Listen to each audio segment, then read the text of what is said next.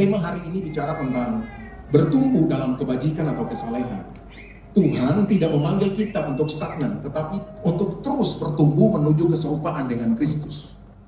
Hal ini bukan sekedar perilaku luar, tetapi respon hati yang lahir dari membangun keintiman dan kedekatan dengan Allah.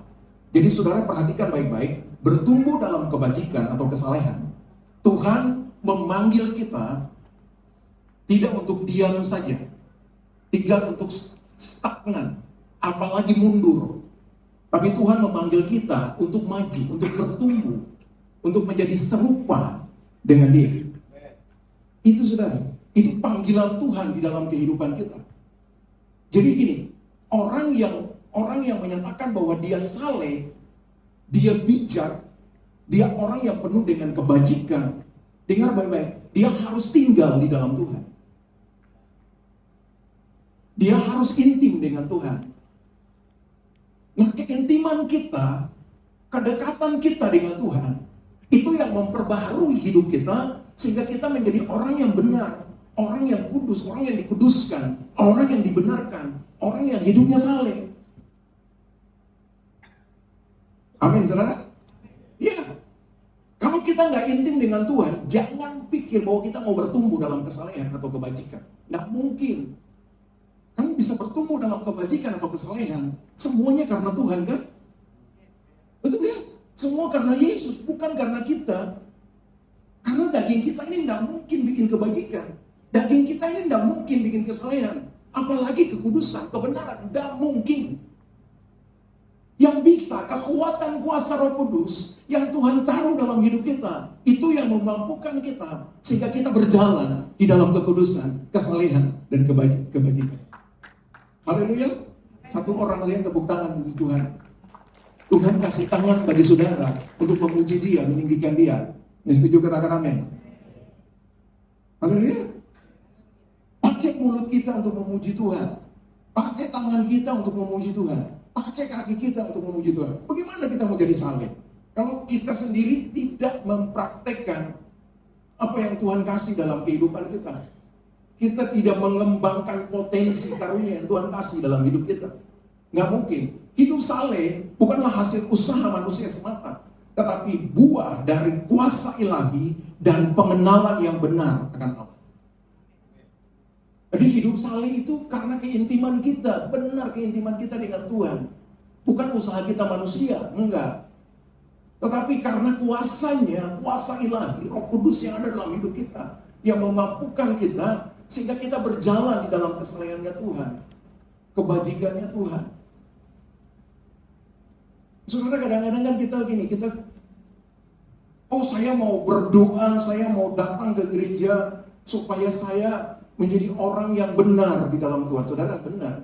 Kamu datang ke gereja, kamu berharap, kita semua berharap supaya kita dibenarkan oleh Tuhan. Kita menjadi orang yang saleh, orang yang bijaksana, orang yang hidup kudus dalam Tuhan. Benar kan? Kita semua berharap seperti itu kan? Karena pikiran orang di luar, orang yang datang ke gereja itu orang kudus.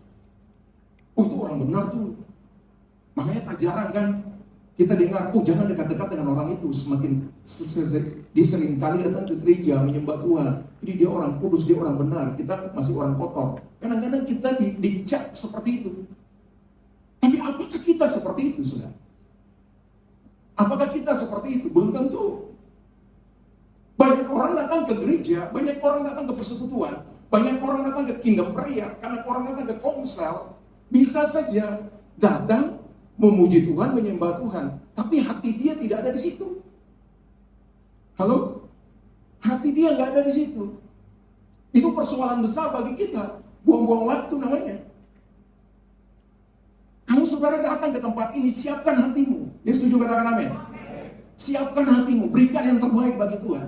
Respon hatimu menentukan kehidupanmu. Saleh atau enggak saleh. Respon hatimu menentukan hidup engkau saleh atau enggak saleh. Bukan persoalan kamu datang di gereja. Bukan persoalan kamu datang di komsel. Bukan persoalan kamu datang di mana, kingdom prayer. Bukan. Atau di mana-mana, ibadah di mana-mana. Bukan itu. Tapi yang menentukan adalah sikap hatimu. Respon hatimu yang menentukan engkau Engkau hidup dalam kekudusan atau engkau hidup dalam ketidakkudusan? Amin Bapak Ibu. Haleluya. Lihat kiri kanan dulu. Nah, bilang senyum dong dikit. Nah, nggak enak saudara kalau khotbah terus lihat mukanya kayak mau makan aku di depan aja. Ya, oke. Terima firman Tuhan itu harus dengan apa? Dengan hati yang bersukacita. Ya, ketika kita buka hati kita sukacita, firman itu akan menerobos masuk dalam kehidupan kita. Amin. 2 Petrus pasal 1 ayat 3 diulang ini. Karena kuasa ilahinya telah menganugerahkan kepada kita segala sesuatu yang berguna untuk hidup yang saleh oleh pengenalan kita akan Dia, yang telah memanggil kita oleh kuasanya yang mulia dan ajaib. Yang setuju dengan firman ini katakan amin. Dengar, karena kuasa ilahinya telah menganugerahkan kepada kita segala sesuatu yang berguna untuk hidup yang saleh. Saudara, Allah menganugerahkan ketika kita tinggal di dalam Tuhan, Tuhan memberikan kepada kita segala sesuatu yang berguna untuk kita hidup saleh. Apa saja sih yang berguna dalam hidup kita? Oke, kita bicara tentang firman Tuhan, bicara tentang Alkitab. Apa sih yang berguna? Buah roh, kasih, sukacita, damai sejahtera. Itu yang Tuhan kasih bagi kita. Amin. Segala sesuatu itu yang Tuhan kasih bagi kita untuk kita lakukan dalam kehidupan kita supaya kita jadi hidup saleh. Amin. Saudara, nggak mungkin kamu punya kasih tanpa Tuhan. Betul kan?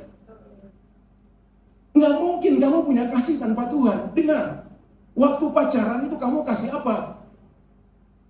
Kasih yang kamu lakukan itu kasih apa? Waktu pacaran dengan pacar, ya sekarang udah jadi istri. Kira-kira Bapak Ibu kasih apa? Kasih agape? Enggak. Itu bukan kasih agape. Karena begini, kalau waktu pacaran, kamu cinta aku cinta kamu. Itu bukan agape. Amin, itu eros namanya. Amin. Haleluya. Iya, kalau pacaran itu eros. Aku cinta kamu, kamu cinta aku. Coba, kalau pacaran terus kamu bilang ini, aku cinta kamu. Terus dia bilang ini, oh iya, kira-kira pacaran enggak? Kira-kira pacaran enggak? Enggak. Karena dia nggak balas cinta kamu. Halo? Benar nggak? Nggak bisa, saudara. Nah, di dalam rumah tangga, ketika kamu masuk dalam rumah tangga, baru perjalanan kasih agape dimulai. Yang setuju katakan amin. Disitulah makanya kita terapkan kasih agape. Karena banyak akan persoalan terjadi dalam rumah tangga. Benar kan? Iya. Apapun yang terjadi, dalam suka, dalam duka, dalam apa lagi? Senang, susah, apalagi kaya, miskin, sakit, sehat, aku tetap cinta kamu. Yang setuju katakan amin. Itu agape. Ya. Walaupun kamu udah cuek, pasangan kamu udah cuek, kamu tetap cinta dia. Itu agape. Dan itu yang harus diterapkan di dalam keluarga. Tapi kalau pacaran enggak. Sama, kamu punya kemurahan. Kalau kamu bisa lakukan kemurahan hati dalam hidup kamu tidak bukan pakai kekuatan, tapi itu semua berasal dari Tuhan. Pengendalian diri memang datang dari kamu. Enggak. Pengendalian diri itu datang dari Tuhan.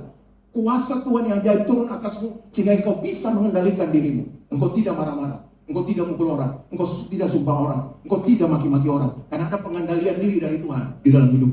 Yang setuju katakan amin. Jadi Tuhan dengar, Tuhan berikan itu bagi kita. Dia bilang segala sesuatu yang berguna, segala sesuatu yang berguna untuk hidup saleh. Dia kasih itu bagi kehidupan kita. Wow, keren banget saudara. Saudara dapat itu dari Tuhan. Kasih, sukacita, damai sejahtera. Saudara memang dapat damai sejahtera dari mana? Dapat damai sejahtera itu dari Tuhan. Bukan karena saudara dapat sesuatu yang besar, saudara. Dapat uang yang banyak, dapat harta yang banyak itu sukacita. Enggak lah. Lama-lama itu diambil, saudara nggak sukacita lagi. Bahkan banyak orang yang punya harta tapi mereka nggak sukacita. Banyak orang yang punya uang, bahkan sekarang udah diblokir di bank-bank. Gimana coba? Kita mau bikin apa? Kadang-kadang kalau begitu sukacita kita hilang. Karena apa? Karena kita taruh sukacita pada uang. Yang setuju katakan amin? Kita taruh sukacita pada uang. Kita taruh sukacita pada apa? Pada harta. Kita taruh sukacita pada apa? Kecantikan. Kita taruh sukacita apa? Pada kegampangan.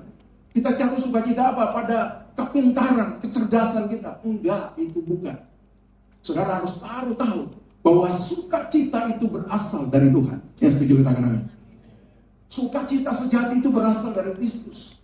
Jadi ketika saudara intim dengan Tuhan, saudara mau punya atau saudara nggak punya, pasti saudara bersukacita. Yang setuju katakan amin? Iya, itu yang harus kita bangun. 1 Timotius pasal 4 ayat 7b dan 8. Latihlah dirimu beribadah. Latihan badani terbatas gunanya, tetapi ibadah itu berguna dalam segala hal, karena mengandung janji, baik untuk hidup ini maupun untuk hidup yang akan datang. Wow, saudara, jadi latihan badani itu terbatas gunanya. Jadi kalau kamu nge-gym, kamu main pingpong, kamu main bulu tangkis, kamu jalan kaki 1 jam atau 2 jam, 3 jam, itu terbatas gunanya. Yang setuju katakan amin? Itu terbatas gunanya. Bahkan orang pakai terbatas itu sampai tidak memperhatikan keluarga dia. Halo? Orang pakai yang terbatas itu untuk apa? Untuk meninggalkan keluarganya, tidak memperhatikan keluarganya. Orang main olahraga tuh sampai malam baru pulang. Istrinya tunggu di rumah, anaknya tunggu di rumah, kok papanya belum pulang-pulang. Lagi olahraga. Itu terbatas. Tapi kamu bisa meninggalkan keluarga kamu. Bukan berarti saya bilang olahraga gak penting, olahraga penting. Amin. Olahraga juga penting. Tapi di dalam Tuhan itu terbatas gunanya. Nah, lihat. Tetapi ibadah itu berguna di dalam segala hal. Yang setuju katakan amin. Yang setuju katakan amin. Jangan keluar dari sini bilang, oh sudahlah. Ambil bilang kita gak usah olahraga, ya udah gak usah olahraga. Bukan. Tetap olahraga, jaga. Ngatur waktu yang benar. Supaya keluarga juga bisa menikmati dirimu. Yang setuju katakan amin. Supaya anak-anak di rumah, istri di rumah, atau suami di rumah dapat menikmati dirimu. Bisa jalan-jalan dengan kamu, bisa bersendaguro dengan kamu, bisa nonton bareng dengan kita. Itu. Haleluya. Karena itu yang kedua tadi kan. Kalau kamu bisa bermain dengan anak-anakmu, itu ibadah. Halo? Amin. Kamu bisa nonton bareng-bareng, itu ibadah. Jadi ibadah tidak sekedar datang di tempat ini. Halo? Perhatikan, ibadah bukan sekedar datang di tempat ini. Dengar, kita datang di tempat ini cuma menerima kuliah, dapat materi doang. Jadi saudara dengar ini, sekarang saya ngomong, ini materi yang saudara harus, nanti ketika saudara pulang, saudara harus praktekkan materi ini di luar. Yang setuju katakan amin? Itu ibadah yang sejati. Ibadah yang sejati itu bukan hanya di sini. Tapi ibadah yang sejati, apa yang kamu dengar hari ini, kamu praktekkan di rumah. Kamu praktekkan di tempat kerja kamu. Kamu praktekkan di tempat kuliah kamu. Kamu praktekkan di tempat usaha bisnis kamu. Kamu praktekkan di mana saja kamu berada. Itu ibadah. Halo? Amin, saudara? Kita kan gini, suka mengkerdilkan ibadah. Oh, hari Minggu saya mau ke ibadah. Oh, nanti ke Komsel itu ibadah. Terus kalau kehidupan kita sehari-hari di rumah itu bukan ibadah. Ibadah yang sejati itu ada di situ. Persembahkanlah tubuhmu yang kudus, yang berkenan kepada Allah. Itu adalah ibadahmu yang sejati. Kamu di gereja itu semua orang kudus. Semua orang malaikat. Amin. Hanya kiri kanan kamu malaikat dari sini. Tadi dengar baik-baik. Dengar baik. Tadi Pak Arifin bilang gini, kita itu lebih dari malaikat. Yang setuju katakan amin? Malaikat itu pembantu kita. Kadang-kadang orang Kristen, gue kepingin jadi malaikat. Bukan ya malaikat itu. Bilang gini, gue lebih dari malaikat. Karena malaikat itu pembantu gue. Kita ini adalah anak-anak Allah. Amin. Nah, malaikat itu bantu Allah, pembantu Allah. Kalau kamu anak Allah, berarti malaikat juga membantu kamu. Kita kepingin jadi malaikat. Coba lihat. Malaikat pas berdosa dibuang, nggak dicari. Benar kan? Coba saudara perhatikan. Malaikat berdosa, Lucifer berdosa, dibuang dari dalam dunia. Tidak dicari. Kita, ketika jatuh dalam dosa, saat itulah Allah buat rancangan untuk menyelamatkan hidup kita. Kita ini berharga loh. Kita ini mulia loh di mata dia. Makanya dia datang cari kita. Waktu kita jatuh dalam dosa, dia cari untuk menyelamatkan hidup kita. Oh, keren banget itu. Bilang kiri kanan, kamu keren. Saudara lihat, kita lihat kata ibadah. Nah, ibadah, arti dari kata ibadah itu dimaksud berasal dari akar kata eusebia. Dalam kata Yunani itu artinya kebajikan atau kesalehan. Nah, dalam konteks Alkitab, eusebia digunakan untuk menggambarkan kesalehan seseorang terhadap Tuhan Allah. Ibadah dan kesalehan memiliki nilai kekal. Ibadah dan kesalehan memiliki nilai kekal dan mempengaruhi seluruh aspek kehidupan kita, baik di bumi maupun di kekekalan. Jadi ingat ini, ibadah dan kesalehan itu punya nilai di dalam kehidupan kita. Haleluya. Dia memiliki nilai kekal di dalam kehidupan kita. Jadi kalau kamu mau hidup dalam kekekalan bersama dengan Tuhan, kamu harus hidup saleh. Kita harus hidup kudus. Kita harus hidup benar. Oke Pak. Nah sekarang begini. Ada pertanyaan begini. Pak, kita kan diselamatkan itu karena kasih karunia, grace. Betul. Kita diselamatkan karena grace. Bukan karena kesalahan kita. Bukan karena kebajikan kita. Bukan karena kekudusan kita. Karena kita nggak kudus. Yang setuju katakan amin? Iya kan? Kita diselamatkan karena grace. Betul. Sekarang Bapak Ibu dan saya sudah diselamatkan. Sudah punya tempat di surga. Yang mengimani sudah punya tempat di surga, katakan amin. Iya, kita sudah punya tempat di surga karena Yesus sudah mati bagi kita. Tapi dengar, untuk upah saudara perlu bikin ini. Amin. Untuk upah di surga saudara perlu bikin ini. Saudara perlu hidup dalam kesalehan. Saudara perlu hidup dalam kekudusan. Saudara perlu hidup dalam kebenaran. Haleluya. Amin saudara. Iya. Nah kalau orang bilang begini, kalau dia percaya Yesus, mengimani Yesus sebagai Tuhan dan Juru Selamat, dia harus hidup seperti Kristus hidup. Apa yang Yesus lakukan itu yang harus dikerjakan juga. Karena itu yang dipercaya kan? Karena itu yang dipercaya. Makanya penting bagi kita untuk mengerti kebenaran ini. Jadi kalau kita sekarang berusaha untuk hidup kudus, benar, bukan untuk menyelamatkan lagi. Karena kita sudah selamat. Haleluya. Amin. Benar enggak? Benar. Karena gini. Bukan tindakan kita, bukan perbuatan kita yang menyelamatkan kita. Tapi karena kasih karunia Tuhan di dalam Yesus Kristus, itu yang menyelamatkan kita. Artinya gini. Kalau engkau percaya bahwa Yesus itu Tuhan yang sudah mati dan bangkit bagimu, maka saat itulah namamu tercatat di surga. Nggak mau tercatat di surga? Hah? Kok nggak ada amin? Amin aja susah. Saat itu nama kita tercatat di surga. Karena yang bisa menyelamatkan kita cuma kematian Kristus di kayu salib. Yesus yang datang untuk menyelamatkan kita dari dosa. Itu aja.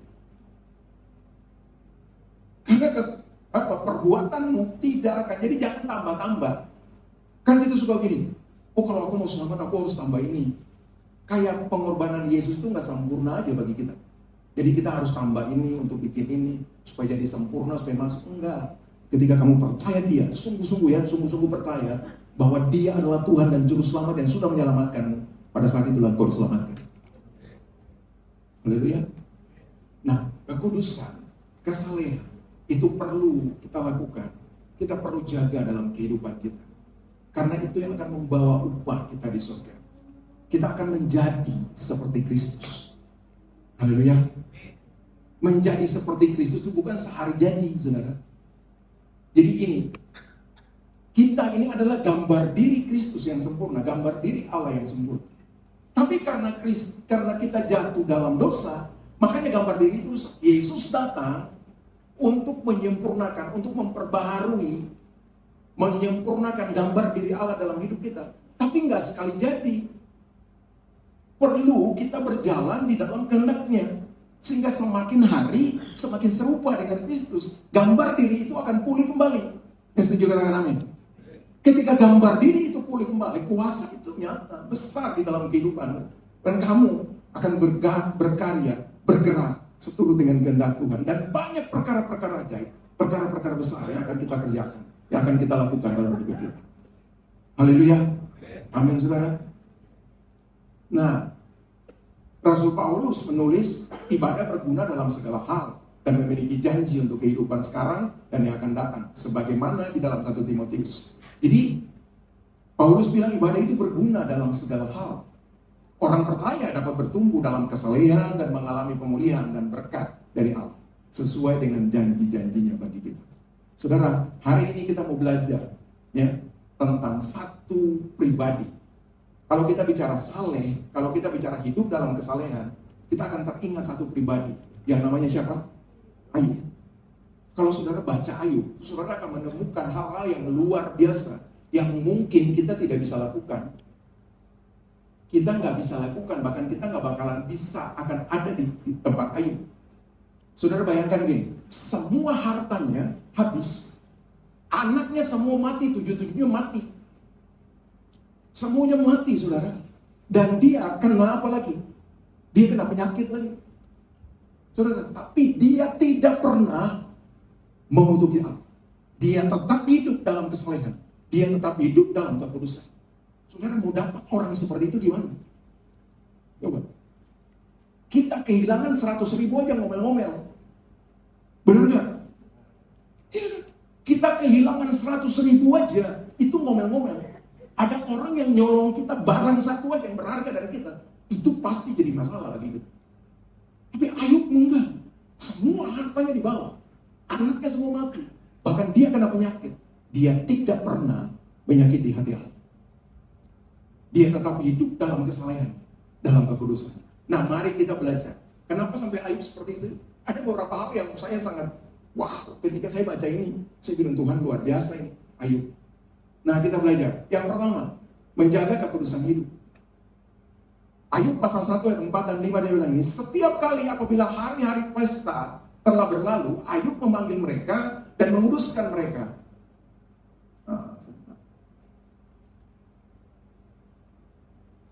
Nah ini,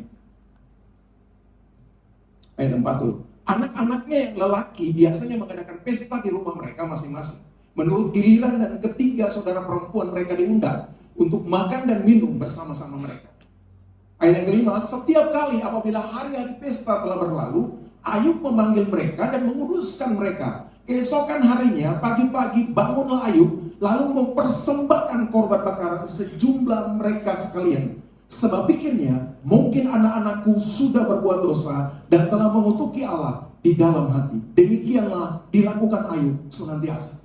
Saudara perhatikan, ketika anak-anak Ayub mengadakan pesta, pada hari itulah Ayub menguduskan mereka. Ayub takut, jangan sampai anak-anak ini hidup dalam dosa. Jangan sampai anak-anak ini mengutuki Allah. Jangan sampai anak-anak ini hidup apa? Tidak sesuai dengan kehendak Allah. Makanya Alkitab bilang begini, dia menguduskan mereka. Dia tidak sampai dengan menguduskan. Tetapi Alkitab bilang, keesokan harinya pagi-pagi, bangunlah Ayub, lalu mempersembahkan korban bakaran sejumlah mereka sekalian. Jadi tidak hanya berdoa untuk pengudusan mereka, tapi Ayub mempersembahkan korban bakaran bagi mereka. Supaya anak-anak ini dikuduskan. Anak-anak ini hidup dalam kesalehan. Saudara, kenapa sampai Ayub begitu kuat? Karena gitu. Dia sangat menjaga kekudusan hidup. Yang setuju katakan amin. Saudara lihat, saya dapat sesuatu yang luar biasa. Kadang-kadang kita seperti ini. Kalau kamu mau mempersembahkan sesuatu bagi Tuhan, kamu harus berkorban dulu. Amin. Kamu mau mempersembahkan sesuatu bagi Tuhan, kamu harus berkorban. Kalau kamu tidak berkorban, kamu tidak akan mempersembahkan sesuatu yang baik bagi Tuhan. Ayo lakukan itu. Kadang-kadang kita tidak mempersembahkan, mengorbankan hal-hal yang tidak benar dalam hidup kita. Kita tidak mengorbankan kesombongan kita. Kita tidak mengorbankan keakuan kita. Kita tidak mengorbankan hal-hal yang tidak sejalan dengan kebenaran Tuhan. Baru kita menyelonong masuk saja untuk mempersembahkan segala sesuatu yang kita miliki. Padahal kita tidak berkorban. Saudara tidak akan dapat sesuatu di sini. Kalau saudara mempersembahkan sesuatu yang Tuhan bisa terima dengan senang hati, maka saudara harus berkorban terlebih dahulu. Yang setuju katakan amin. Yang setuju katakan amin. Benar kan? Saudara mau datang ke tempat ini, saudara mau mengorbankan hidup saudara bagi Tuhan. Saudara harus kudus, saudara harus benar. Amin. Kalau saudara tidak mengorbankan kesombonganmu, keangkuhanmu, iri hatimu kepada orang lain, saudara tidak layak untuk mempersembahkan korban bagi Tuhan. Saudara tidak layak untuk mempersembahkan korban bagi Tuhan. Ayub lakukan itu. Dia harus mempersembahkan dulu. Dia harus berkorban. Apa yang dia punya, apa yang salah dengan Tuhan, dia harus korbankan. Anak-anaknya yang berbuat dosa dikorbankan, hal-hal yang gak benar dikorbankan itu. Lalu apa? Dia datang mempersembahkan korban bagi Tuhan. Kalau kamu datang mempersembahkan korban bagi Tuhan, kamu harus mengorbankan dirimu yang salah di hadapan Tuhan. Harus buang semuanya itu dari kehidupan. Kesombongan, keangkuhan, iri hati, kamu harus buang itu. Itu namanya pengorbanan. Baru kamu datang kepada Tuhan, mempersembahkan yang terbaik bagi Tuhan. Yang setuju katakan amin. Haleluya. Itu kan yang Tuhan mau dari kehidupan kita. Kadang-kadang kita mau datang sembarangan aja, mau persembahkan mau nyanyi puji Tuhan, padahal hati masih sering iri kepada orang lain. Ya. Kita datang ke gereja atau persekutuan dengan angkat tangan nyanyi puji Tuhan, padahal kita masih sombong, kita masih angkuh. Kira-kira apa yang kita persembahkan diterima oleh Tuhan? Enggak, tidak diterima oleh Tuhan. Karena Tuhan butuh pengorbanan dari kita. Apa yang kita harus korbankan dalam hidup kita, supaya semua persembahanmu diterima oleh Dia. Haleluya. Amin, saudara. Nah, kekudusan hidup bukan hanya sekedar ketiadaan dosa, tetapi juga sebuah proses pertumbuhan rohani yang melibatkan penyerahan diri kepada Kristus dan hidup dalam kasih karunia-Nya. Jadi kekudusan itu bukan, atau kesalehan itu bukan hanya sekedar ketiadaan dosa, bukan. Tetapi juga sebuah proses pertumbuhan rohani yang melibatkan penyerahan diri sepenuhnya kepada Kristus. Dengan menjaga kekudusan, orang percaya dapat mengalami kehidupan yang lebih bermakna dan menyenangkan hati Tuhan. Kekudusan bukanlah tujuan akhir, tetapi sebuah perjalanan yang terus-menerus dalam mengikuti Tuhan Yesus Kristus. Jadi kekudusan itu bukan tujuan akhir dalam arti ini kalau kamu sudah kudus, kamu harus tetap jaga. Terus jaga kekudusan, jaga kesalahan ini terus-menerus, diproses terus-menerus. Tujuan kita kan cuma satu, menjadi seperti Kristus. Yang setuju katakan amin. Jadi itu proses terus-menerus, bukan satu hari jadi. Bukan hari ini kita sudah dengar firman terus kudus, saya diberkati, sudah sampai di situ. Enggak. Tapi perubahan demi perubahan terjadi dalam hidup kita. Itu yang tadi saya bilang, korbankan hal yang tidak perlu dalam hidupmu. Korbankan hal yang tidak berkenan di hadapan Tuhan di dalam hidupmu, supaya kamu semakin serupa dengan Dia. Amin. Suka marah, berhenti marah. Suka fitnah, berhenti fitnah, korbankan itu. Berhenti itu. Ya. Suka maki-maki orang, suka apa lagi itu yang gak benar, harus berhenti itu. Stop ini itu. Korbankan itu. Lalu engkau akan semakin serupa dengan Kristus. Dia akan memperbaharui dirimu. Bagaimana kita dapat menjaga kekudusan? Yang pertama, memelihara hubungan intim dengan Tuhan dalam takut dan hormat kepadanya, mempunyai persekutuan komunitas dengan orang percaya, terus mempengaruhi pikiran, memperbaharui pikiran dengan firman Tuhan. Nah, 3 hal ini kalau saudara lakukan, saudara akan diproses untuk menjadi orang yang saleh dalam kehidupan saudara.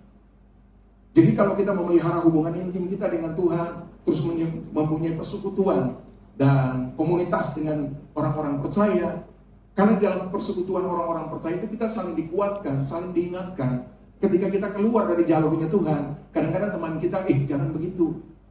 Kalau kita ngomong salah, kadang-kadang dia bilang, jangan begitu. Kan gitu. Jadi ada dalam persekutuan yang benar, komunitas yang benar itu penting. Terus memperbaharui pikiran dengan firman Tuhan. Kita tahu, kita bisa berubah cuma karena firman. Yang setuju katakan amin. Bukan karena omongan orang. Kita bisa berubah itu karena firman Tuhan. Omongan orang itu tidak bisa akan mengubahkan saudara. Kadang-kadang saudara pikir itu omongan orang, padahal apa yang dibicarakan itu firman. Itu kebenaran. Dan kebenaran itu pasti mengubahkan saudara. Haleluya. Ya. Nah, hidup dalam kekudusan adalah gaya hidup kerajaan Allah. Itu adalah lifestyle kerajaan Allah. Kingdom of God. Yang kedua, penerimaan dan penyerahan diri. Ya, Ayub pasal 1 ayat 20 sampai 22 katakan begini. Maka berdirilah Ayub lalu mengoyakkan jubahnya dan mencukur kepalanya, kemudian sujudlah ia dan menyembah. Katanya, dengan telanjang aku keluar dari kandungan ibuku, dengan telanjang juga aku akan kembali ke dalamnya. Tuhan yang memberi, Tuhan yang mengambil. Terpujilah nama Tuhan. Saudara lihat, Ayub itu orang yang menerima dirinya apa adanya, saudara. Dibilang ini, dengan telanjang aku datang, pasti aku pulang juga dengan telanjang. Ya, jadi terpujilah Tuhan. Kalau aku seperti ini, ya udah, terpujilah Tuhan. Dia menerima diri dia apa adanya. Kadang-kadang kita tidak pernah bisa menerima diri kita. Amin. Bagaimana kita bisa berkenan di hadapan Tuhan kalau kita nggak bisa menerima diri kita? Ayub yang begitu hancur, begitu luar biasa hancur, dia bisa menerima dirinya apa adanya. Bahkan dia bilang ini, aku datang dengan telanjang. Saudara tahu, Ayub tuh orang paling terkaya saat itu di sebelah timur, kata Alkitab. Orang paling terkaya. Kalau saudara baca, itu ribuan binatangnya ada di situ. Hewan-hewan yang ternaknya tuh ribuan, saudara. Iya. Pada saat itu, orang paling terkaya di zamannya.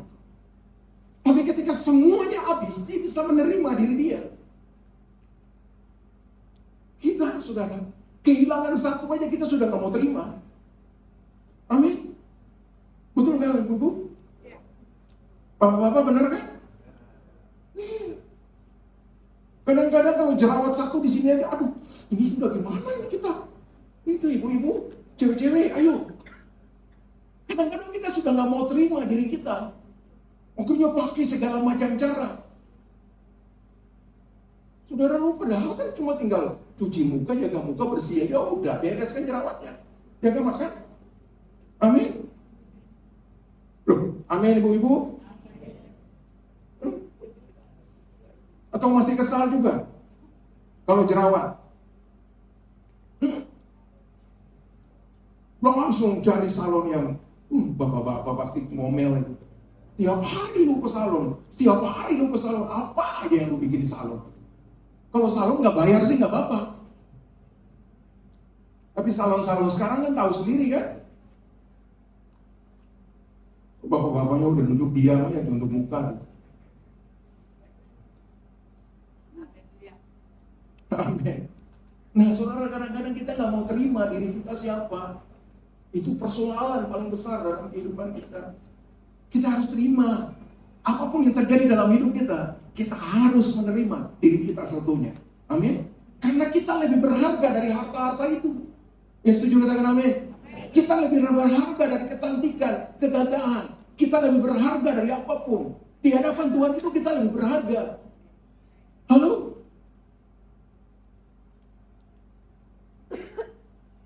Saudara lihat pembicara yang nggak ada, ya siapa sih namanya, Nick Pujivi. Itu dia bisa terima keberadaan dia. Dan lihat Tuhan pakai dia luar biasa ke seluruh dunia untuk memberitakan kebenaran. Karena apa? Satu, dia menerima diri dia padanya. Haleluya. Nah, kita masih sempurna, masih aja dicolek-colek. Halo? Kita sudah sempurna. Tapi kita tidak pernah memakai kesempurnaan kita untuk memuliakan Tuhan. Untuk menceritakan kebaikan Tuhan dalam kehidupan kita. Hari ini mari belajar itu. Nah, saya dapat sesuatu yang berharga dari sini, saudara. Lihat Ayub pasal 1 ayat 20 ini dia bilang gini. Maka berdirilah Ayub lalu mengoyakkan jubahnya dan mencukur kepalanya. Kemudian sujudlah ia menyembah. Saudara, kadang-kadang kita datang menyembah tanpa kita lakukan seperti Ayub. mengoyakkan jubahnya. Jubah itu bicara tentang kemuliaan. Status sosial kita itu ditentukan zaman itu, ditentukan oleh jubah yang dia pakai. Halo? Saya percaya pada saat itu Ayub pakai baju bagus karena dia orang kaya saat itu. Tapi dia harus sobek jubah itu. Dan ini, dia cukur kepalanya. Saudara tahu, rambut yang ada di kepala kita ini adalah apa? Hah? Apa? Nah terus orang yang gak punya rambut itu apa? Jangan tersinggung ya. Terus orang yang gak punya rambut itu apa? Botak ya? Ya saya juga begitu. Tapi saudara lihat, rambut itu lambang dari mahkota. Ya, mahkota kehidupan. Dengan Ayub mau datang menyembah, dia harus lepaskan semuanya itu. Kemuliaan dia di dunia, mahkota dia di dunia, dia harus lepaskan. Baru dia datang sembah kepada Allah. Saudara, kadang-kadang kita sombong, masih sombong, masuk dalam penyembahan kepada Allah, kita masih angkuh. Kita masih sombong, kita masih kuat. Saya ini jago nyanyi, saya ini jago main musik, saya ini hebat, saya bisa apa aja. Tanpa saya nggak mungkin persekutuan ini jalan. Tanpa saya nggak mungkin gereja ini jalan. Kita masih berpikir seperti itu. Tidak berkenan di hadapan Tuhan. Yang setuju katakan amin. Kalau kamu menyembah, kamu harus buang semuanya itu. Baru kamu datang, berlutut, menyembah kepada dia. Yang setuju katakan amin. Itu apa yang Ayub lakukan. Ini sesuatu yang mengajar kita semua untuk benar-benar hidup dalam kesalehan.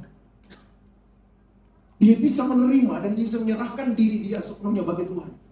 Ketika dia menghancurkan semua kedagingan dia, keangkuhan dia lepaskan semuanya, baru dia datang kepada Tuhan. Kira-kira kita bisa begitu enggak? Saudara, kadang-kadang kita dengan kesombongan kita datang di hadapan Tuhan. Tuhan ini aku, sambil tunjuk jaga di hadapan Tuhan. Tuhan bilang, anak nih kalau gue sentil 1 kali langsung aman. Itu. Untung Tuhan nggak kayak saya. Ya. Tapi Tuhan itu mengasihi kita.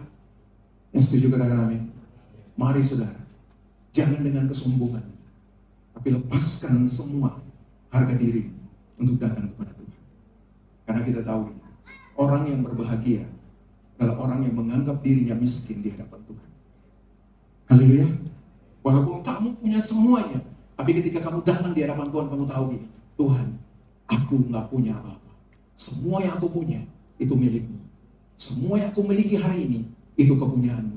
Kegantenganmu, kecantikanmu, itu semua milik engkau. Engkau merasa bahwa engkau tidak berharga di hadapan Tuhan. Memang engkau miskin di hadapan Tuhan. Karena yang punya segala-galanya itu dia. Tuhan yang punya segala-galanya. Amin saudara. Haleluya. Lihat kiri kanan, yang tidur bilang ini bangun.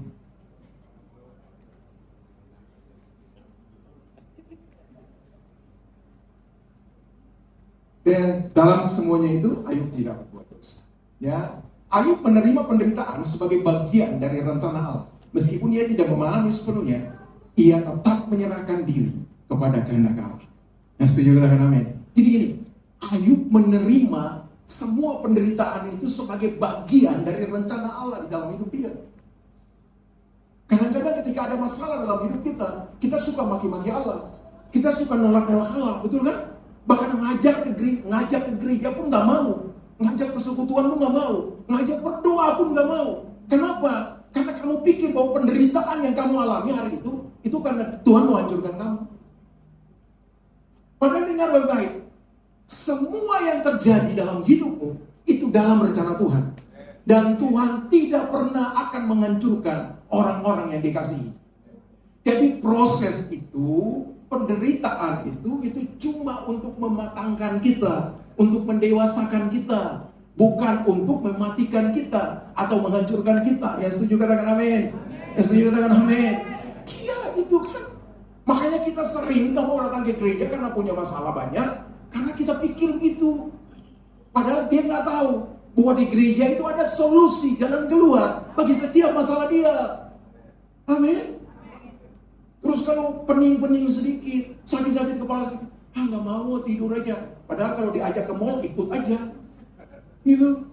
Pening-pening sedikit datang ke gereja. Karena tempat ini tempat pemulihan. Ya setuju katakan amin. Tempat di gereja itu tempat untuk orang berdoa. Dan kamu bisa disembuhkan. Kalau kamu percaya. Daripada kamu ke mall. Halo? Kan kita ini banyak alasan. Sebenarnya nggak sakit kepala, enggak. Cuma kepingin ke mall aja, nggak mau ke gereja. Nah, itu yang harus kita jaga dalam kehidupan kita. Kalau kita mau hidup dalam kesalehan, kita harus menyerahkan diri dan menerima diri kita apa adanya.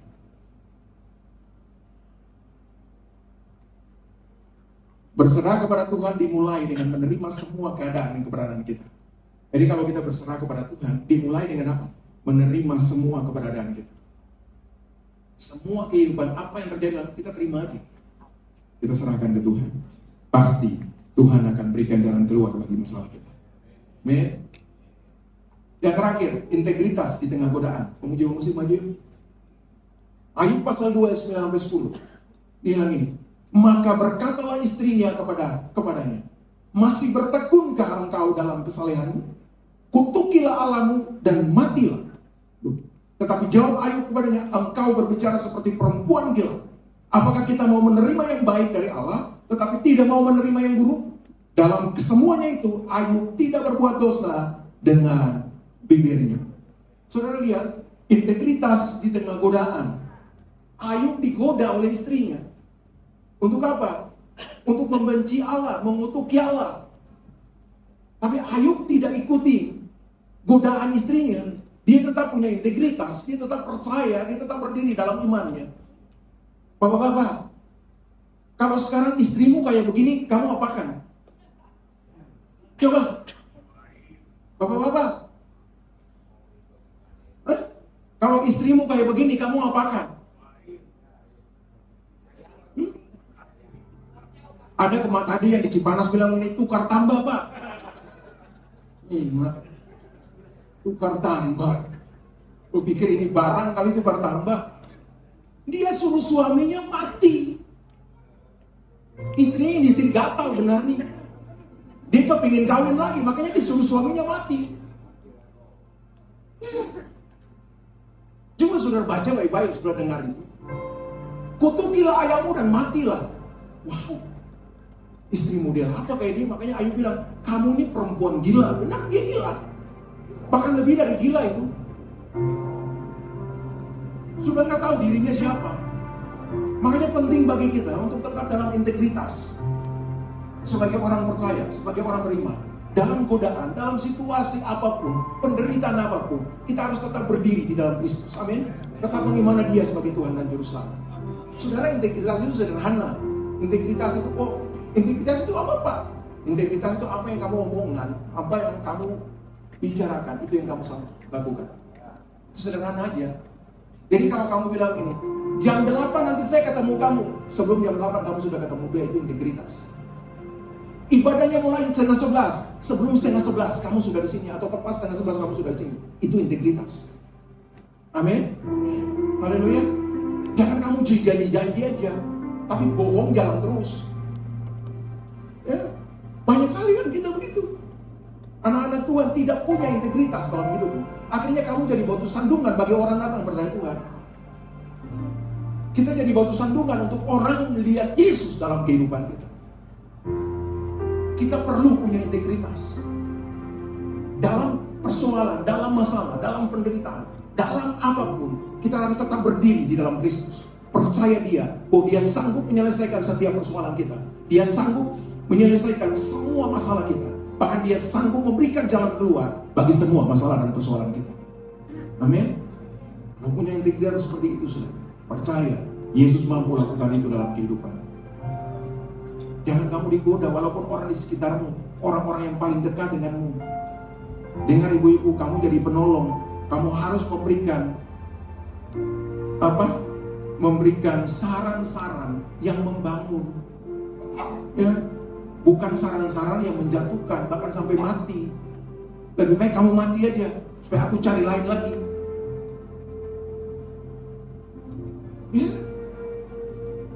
Kalau saya mau bilang, kata-kata itu sebenarnya dikatakan oleh istri Ayub itu, ya dia punya pengertian mungkin seperti itu.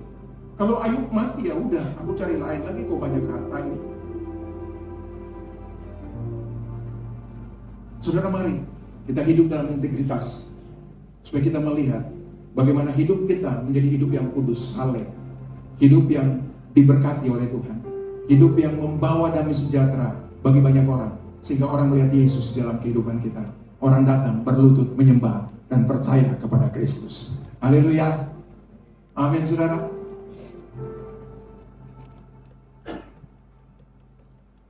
Nah, cara membangun integritas yang pertama, memperkuat hubungan dengan Tuhan, berpegang teguh pada firman Tuhan, mengandalkan kuasa Roh Kudus, meminta pertolongan Tuhan. 4 hal ini saudara harus lakukan untuk membangun integritas di dalam Tuhan. Integritas adalah kunci untuk menyenangkan hati Tuhan. Berikan tepuk tangan bagi Tuhan. Integritas itu adalah kunci untuk menyenangkan hati Tuhan.